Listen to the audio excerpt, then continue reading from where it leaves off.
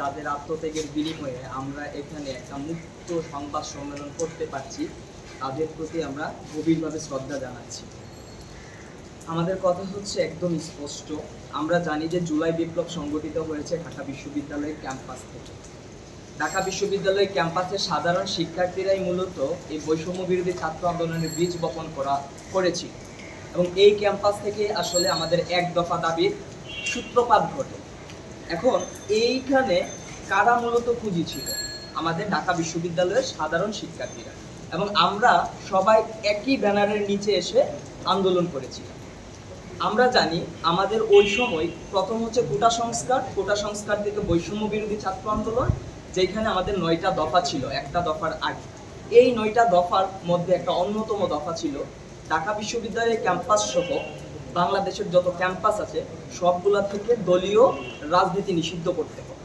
কিন্তু এই মুহূর্তে এসে আমরা দেখছি কিছু মানুষ কিংবা কিছু দল যারা স্বার্থান্বেষী একটা মহল, তারা বিভিন্নভাবে ঘুরিয়ে পেঁচিয়ে ইনিয়ে বিনিয়ে কথা বলছে দখলদারিত্বের এবং লেজুল ভিত্তিক ছাত্র রাজনীতির বিরুদ্ধে। আমাদের কথা হলো, যেখানে দলীয় ছাত্র রাজনীতি নিষিদ্ধ হচ্ছে সেইখানে দখলদারিত্ব কোথা থেকে আসবে?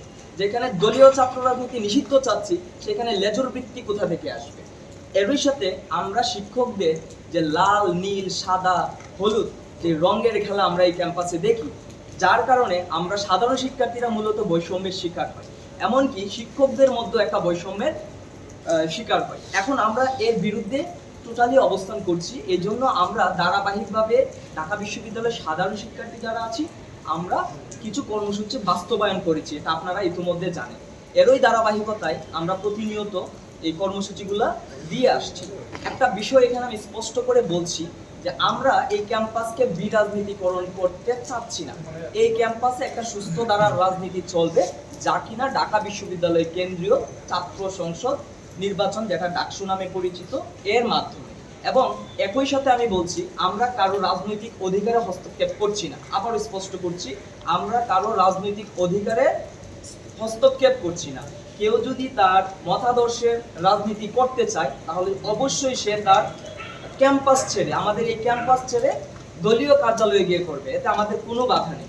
এবং আরও একই সাথে আরও একটা বিষয় আমি স্পষ্ট করছি, আমরা কোনো দলের বিপক্ষে না, আমরা কোনো সমন্বয়ক বলেন যে কোনো রাজনৈতিক ছাত্র সংগঠনের বিরুদ্ধে আমরা না।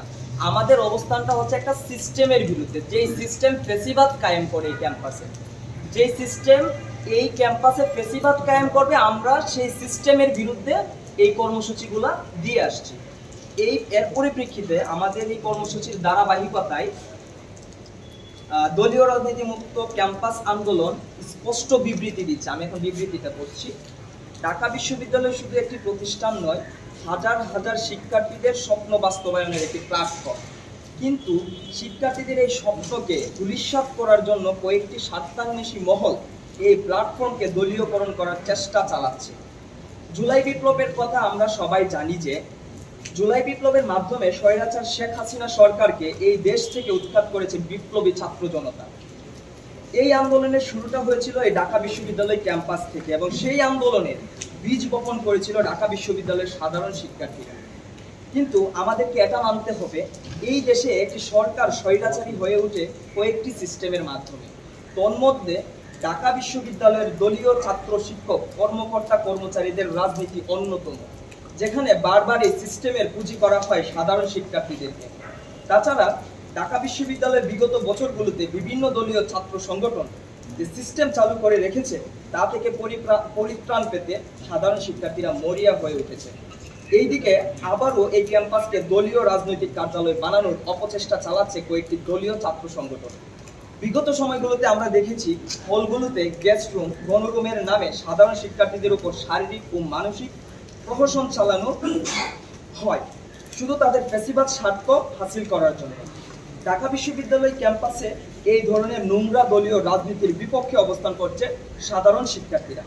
সাধারণ শিক্ষার্থীরা ক্যাম্পাসে বিরাজনীতিকরণের পক্ষে নয়, বরং গণতান্ত্রিক পদ্ধতিতে সাধারণ শিক্ষার্থীদের অভিভাবক নির্বাচন করার পক্ষে এবং সুস্থ ধারার ছাত্র রাজনীতি, যা ঢাকা বিশ্ববিদ্যালয় কেন্দ্রীয় ছাত্র সংসদ ডাকসু নির্বাচনের মাধ্যমে প্রতিষ্ঠিত করতে চায়।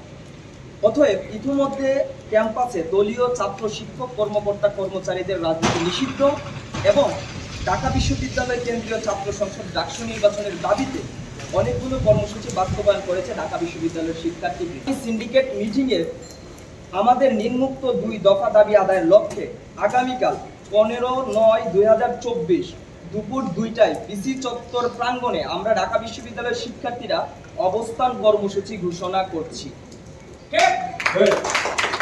দুটি দফা হলো, ক্যাম্পাসে দলীয় ছাত্র শিক্ষক কর্মকর্তা কর্মচারীদের রাজনীতি নিষিদ্ধ করতে হবে, অনতিবিলম্বে ঢাকা বিশ্ববিদ্যালয় কেন্দ্রীয় ছাত্র সংসদ ডাকসু নির্বাচন দিতে হবে। এরই সাথে আমি স্পষ্ট করে বলছি, আমাদের দাবি দ্রুত বাস্তবায়ন না করা হলে আমরা ক্লাস পরীক্ষা বর্জন করে কঠোর কর্মসূচি দিতে বাধ্য হব।